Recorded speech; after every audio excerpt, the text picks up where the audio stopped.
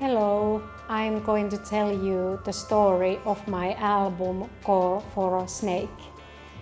So for me, the snake means Kundalini energy and spiritual awakening. But if you are not a spiritual person, you can see the snake as a spiral, as a DNA spiral actually, because the basic message of this album is that all the wisdom you need is inside of you, and you just need to go inwards and access that information. So in your DNA there is like across generations type of information that is stored, and as a spiritual person we think that we go inwards and access our soul energy, which is the Kundalini energy, the divine feminine. And the first song is called Predefined, and I wrote it based on my friend's real life true story. So he was working in a restaurant and there was a man who was choking on his food and also having a heart attack at the same time. And while he was giving him CPR on the floor and clearing his airwaves, the man from the next table said that, "Can you please do that somewhere else?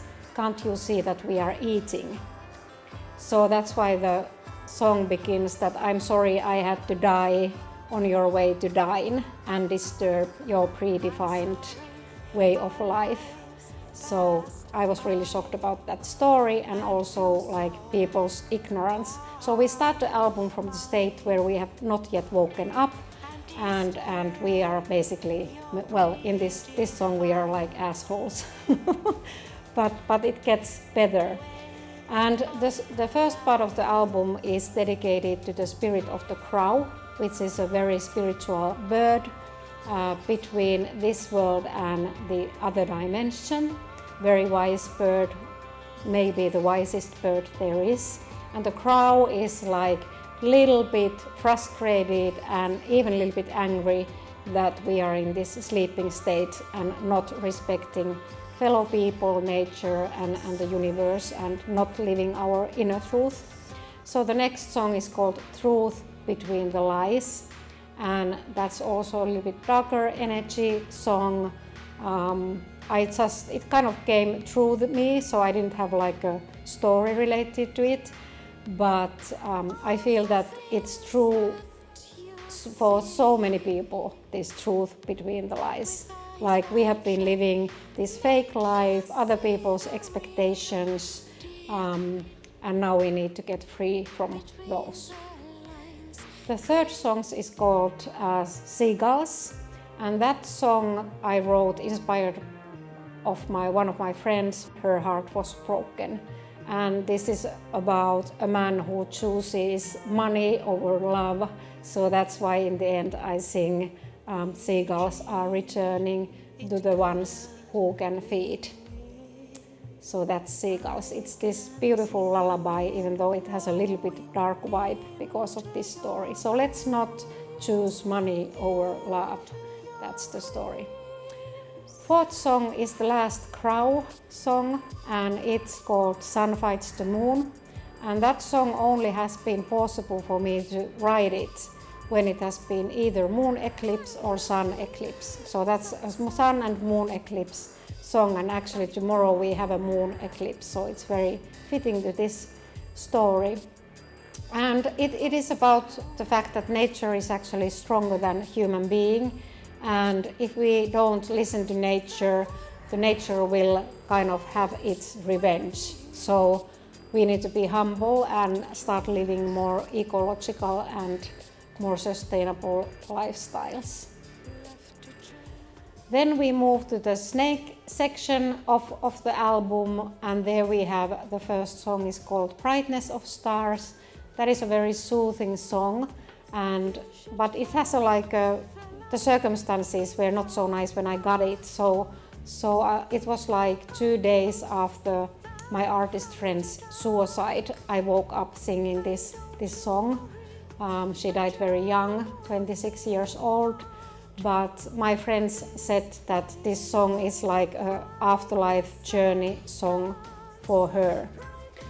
So it's a very important song. It has been giving a lot of hope to people, so you don't need to think about it so dark that it's related to someone's death, but you can see it as a soothing song for anybody having any kind of struggles. And I've been using it for suicide prevention. The next song is called Call for a Snake, and that's the title song of the album. So Call for a Snake just came through me, and I didn't yet know about Kundalini energy or spiritual awakening so much, but that song has such a clear meaning, being about the healing snake.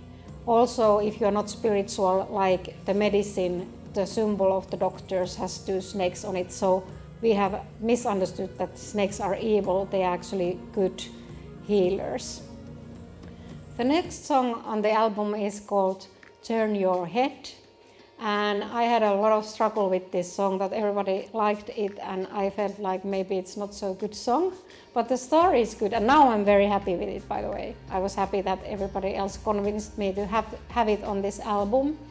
But that song, I was watching insects, you know, when you have insects who fly in, they actually roll up and down your window. And even though you would open a window next to them, they still roll up and down. They're trying to get out, but if they would only turn their heads, they would see that there is a window open and they could just easily fly out. Or if they would turn their heads, they would see this big wide room where they can go, but they are stuck going up and down looking for the way out.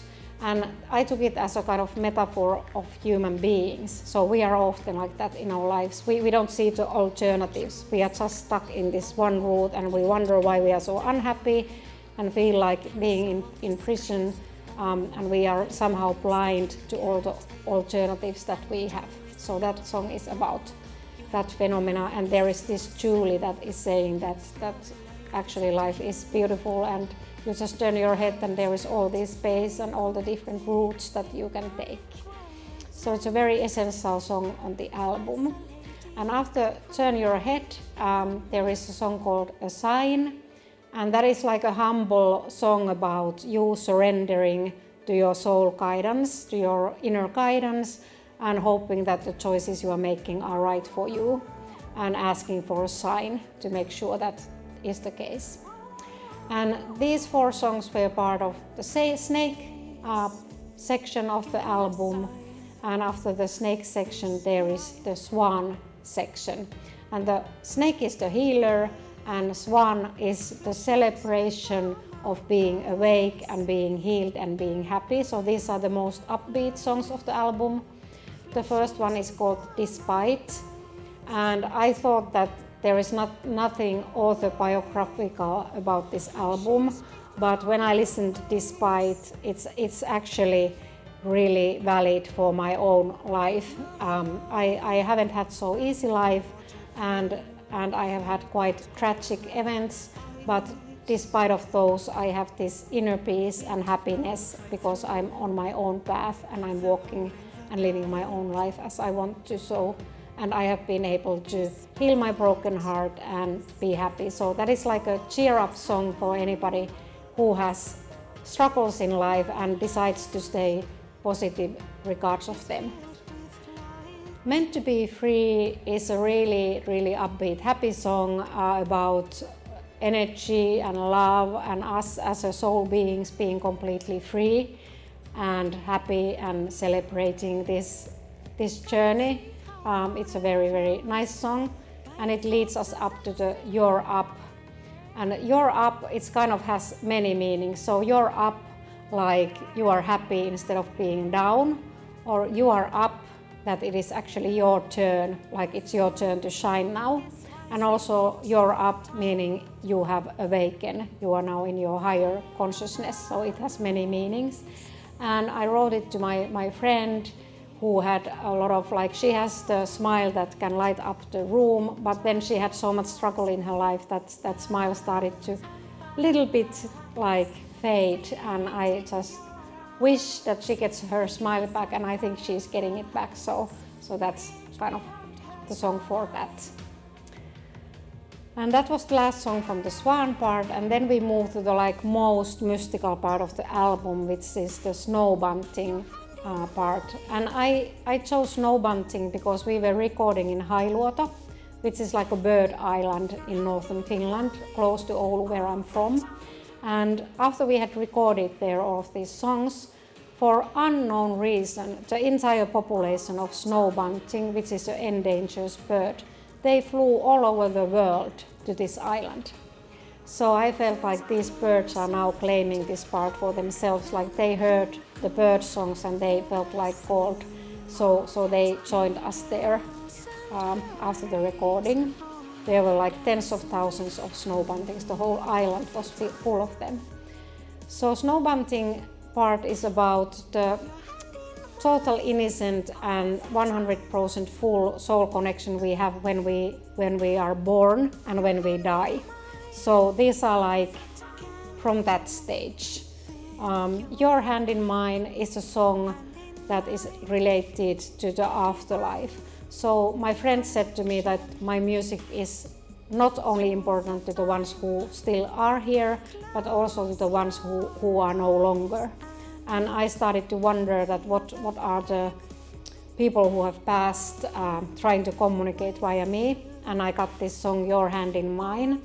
And that song is a very soothing song telling us that we are never alone, but the people who have gone to the other dimension are still holding our hands. And if you have seen the movie Interstellar, so you can see that Your Hand in Mine is like a similar thing, that from the other dimension we actually get some communication. The next song, Northern Prayer, is actually very dear to me. So when I was touring 2019, this was the opening song, but it hadn't been yet recorded. So we recorded it as part of this album process. And actually this song connected me with the producer of this album, Chris Burgett. I played it in a demo session at Indie Week Toronto, and that's how we agreed to work together. So it's a very essential song on this album. It's about how the world was created according to Finnish mythology. There was this lady called Ilomatara, so like air goddess, and she created the world, and the world was born out of a bird's egg. So it's a very fitting song. There is a lot of bird thematics in this album, and also this Northern Prayer. So it's really like mythological song. The last song is the song that I sing in Finnish, called Yahoo Ma, and many people ask me what is it about, since it's not in English, and a lot of non-Finnish speakers actually like it a lot. So that song I wrote on Christmas Eve when I was taken over by this sadness. It's kind of a little bit abstract, the lyrics about young person lying down on the frozen land and not having the strength going home. Later on I heard that this same friend I mentioned earlier, that was actually the day that she committed suicide. So I feel that I was a little bit in her energy, in this dark energy, when I wrote Yahoo Ma. I'm sorry if you would have wanted to have a more positive story, but that's the truth, and I will always tell the truth. So that's the truth of Yahoo Ma. For me, it's a sad song, but you can hear it whatever way you wish. So thank you very much for watching. Have a great day. Bye.